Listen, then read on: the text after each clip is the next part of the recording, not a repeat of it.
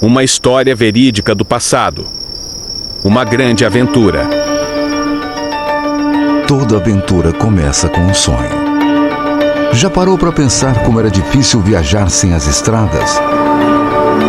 Esse foi o desafio encarado por 3 brasileiros no início do século passado. Eles sonharam em ligar as 3 Américas por uma gigantesca estrada, a Carretera Pan-Americana. Leônidas Borges de Oliveira, Francisco Lopes da Cruz e Mário Fava. A expedição embarcaria numa enorme aventura, uma viagem de carro a partir do Rio de Janeiro em direção a Nova York. Mário Fava, paulista de Bariri, sonhava em conhecer os Estados Unidos e tinha apenas 21 anos quando soube da expedição. O mecânico original havia desistido e ele não pensou 2 vezes antes de se oferecer. Nada mais seria como antes. Mário seria o responsável por cuidar dos 2 veículos da expedição: o carro Ford T, apelidado de Brasil, e a caminhonete de apoio também da marca Ford, chamada de São Paulo. Equipado com um motor de 4 cilindros com 20 cavalos de força, o Ford T tinha 2 marchas para frente e uma ré. Atingia até 75 km por hora. O modelo revolucionou a indústria da época. A aventura começou no dia 16 de abril de 1928. A expedição partiu do Rio de Janeiro rumo a Petrópolis para serem recebidos pelo presidente Washington Luiz. Já no trajeto, passando pelo Pantanal, uma onça ataca Mário Fava.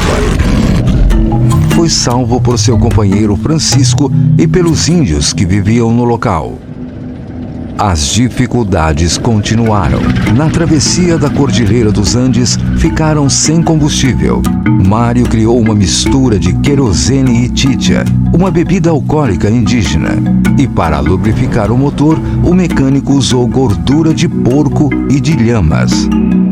Também o frio rigoroso exigiu criatividade do mecânico de Bariri.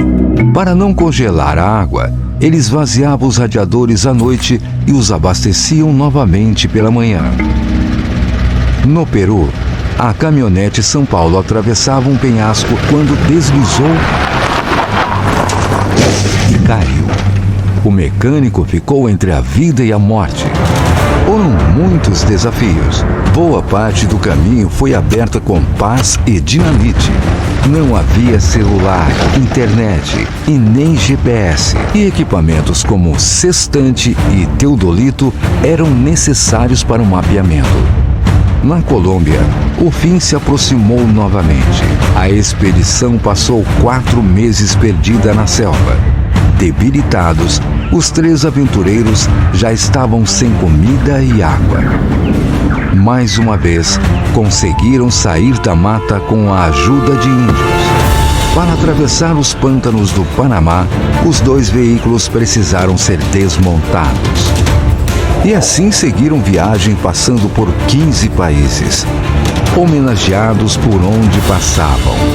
Chegaram aos Estados Unidos em 1936 e permaneceram até 1938.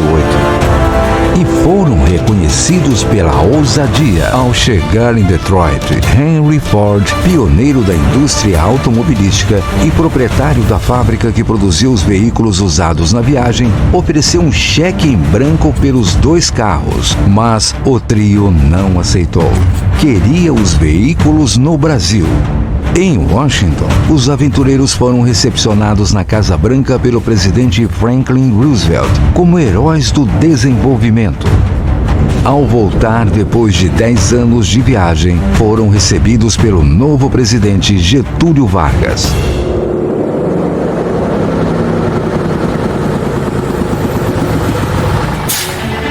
Mário Fava retorna a Bariri para reencontrar sua mãe. Ela, após tantos anos sem contato algum, perguntou por que ele demorou tanto a voltar para casa. Mário, emocionado, apenas respondeu: eu não sabia que era tão longe. Agora, mais de 80 anos após o fim dessa expedição, um novo sonho se realiza. A fundação do museu que leva o nome do intrépido mecânico baririense. O Museu Mário Fava, que guarda a memória de uma das mais espetaculares aventuras do século XX.